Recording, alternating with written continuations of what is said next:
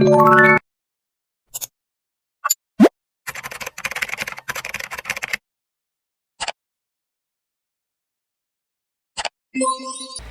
everyone, especially to my teacher in literature. First, are you interested in literature? If you are, then this video is for you. We are here to give a background to our respected authors in the Philippines. We researched 5 respected authors that bring history in the Philippine literature. Let's get to know them in terms of their description, achievements, and literary works. Yesterday. Hi everyone, so today we will talk about Christian Sandon Cordero and his achievements and his literary works. Also, I will discuss one of his works and what is it all about. So Christian Sandon Cordero is a poet, translator, filmmaker, and fictionist based in Bicol. His books of poetry in 3 Philippine languages have won the Madrigal Gonzalez Best First Book Award, Philippine National Book Award, and the Gintong Aklat Award or Golden Book Award. In 2017, he represented the Philippines in the International Writing Program at the University of Ion. He has been named the Artist in Residence in the 2022 Stellenbosch Institute of Advanced Study in South Africa. He has 5 poetry collections in Filipino and Bicol. His most recent collections are Canticos Apat na Boses and Labi in 2013. In 2011, he published his translation of selected poetry, Minatubod Ako sa Diklom or I Have Faith in the Night of Rainier Maria Rilke. In 2019, he received his Southeast Asian Writers Prize or C-Write in Bangkok, Thailand. The work of Christian Cordero that I will talk about is the Mayon. Based on the poem's title, the poem is about the volcano Mayon that located in Albay. It is stated that the Mayon is created by the poisonous arrow of Agtuga. Christian Sandon Cordero, who is the author of the poem, finds the Mayon as the Sikyong Nakatanod because of its beauty and ability to capture tourist hearts. And now, let's proceed. Who is the next author? Voila. This time I was tasked to do a thorough research about Balde M. Jr. Abdan M. Balde Jr. is a Filipino writer who was born on September 12 and 1946. Balde is important in the 21st century of his contribution to Philippine literature, and he is a well-known writer and poet who has received numerous awards for his work. 3 of his famous works are The Mayong, Kunyay sa Bato, and The Calvary Road, and it all won a National Book Award. And his works have also won the 2004 Silay Awards for the Best Novel and the 2005 Silay Award for the Best Book Fiction. Balde is known for his writing poems that celebrate Filipino culture and history and identity. His writings are often touch on important social issues and inspire readers to critically about the world around them. Some of Balde's achievements, including the winning prestigious literary awards such as the Palanca Awards and the Cultural Center of the Philippines Literary Contest. He has also published several books of poetry and essays, gaining the recognition both locally and internationally.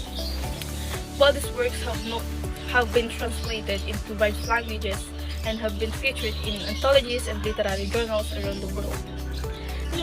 Overall, Abdan and Balde Jr. is a significant figure in the 21st century for his impactful contribution to Philippine literature and his ability to capture the essence of Filipino true life through his writing and his dedication to promoting the beauty and the richness of the Filipino culture to a global audience. Meanwhile. Hi everyone, my name is Hannah Clem Emulias and I am here to discuss about Pedro Bocan. So first, let me ask you something. Do you know who he is? Well, I bet that you don't know. So, do you know that Pedro Bocaneg is a Filipino poet and a color figure in the history of the Philippines, particularly in the annals of Samtoy, an ancient name of Ilocos.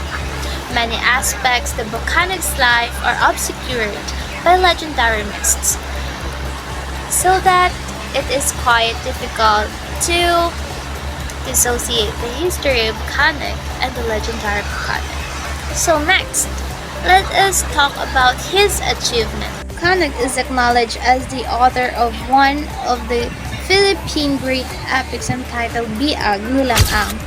With his extensive knowledge of the Spanish and Ilocano language, he co-authored the Ilocano and Spanish grammar book and dictionary. Biag Nilang Ang is a pre-Hispanic poem of the Ilocano people from the Ilocos region of the Philippines. Its origin is the Spanish period, and it is one of the greatest literature of the Philippines. Bye! Hi guys, I'm Jan Andre B. Cruz and welcome to my vlog. Today, we are gonna talk about and discuss the information about the Isabelo de los Reyes. So let's start. Isabelo de los Reyes contributed to most of Manila's newspapers, and in 1889, he founded the newspaper El Ilocano, said to be the first Sac newspaper written solely in a Philippine vernacular. He continued to write and research extensively on the Philippine history and culture. While living and working in Madrid, he was influenced by the writings of European socialists and Marxists.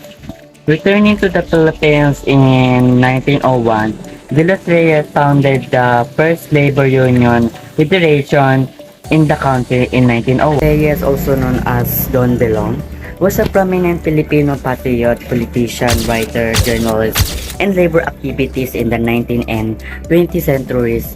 He was the original founder and proclaimer of the Iglesia Filipina Independiente, the first ever Filipino independent Christian church. In history in the form of a nationalist church, with a proclaiming in 1902, he is popularly known today as the father of Philippine folklore, the father of the Philippine labor movement, and the father of Filipino socialism. That's it, and let's proceed to the next author. Bye!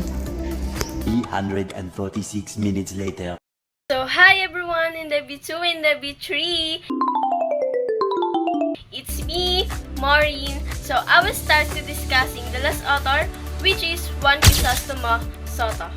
So, who is Juan Crisostomo Soto? He was born on January 27, 1867.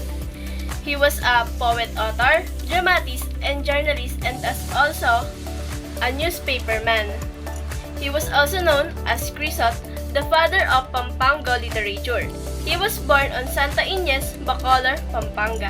He wrote a mind-boggling that has a 50 plays, more than 100 poems, as well as essays, novels, short stories. His literary works are 48 plays, the Novelidia, a few stories, a sketches, and lastly, the good numbers of poems. And lastly, one of his best artworks is the Novelidia. It is about the couple who have fallen in love with each other, but as time goes on, the sweetness of their love is lost, and because of that, the Lydia's husband commits suicide due to the loss of love. And that's all. This is the short description about what Crisostomo to introduce. Thank you for watching! Hey, did you gain knowledge about our discussion earlier about our respected authors in the Philippines? I'm sure you enjoy it too because of how amazing our authors are. Their works become valuable because of their passion and skills. They prove that the Filipinos' power never disappoints. So let's appreciate them and their works until the incoming generations. That's all. Thank you for watching.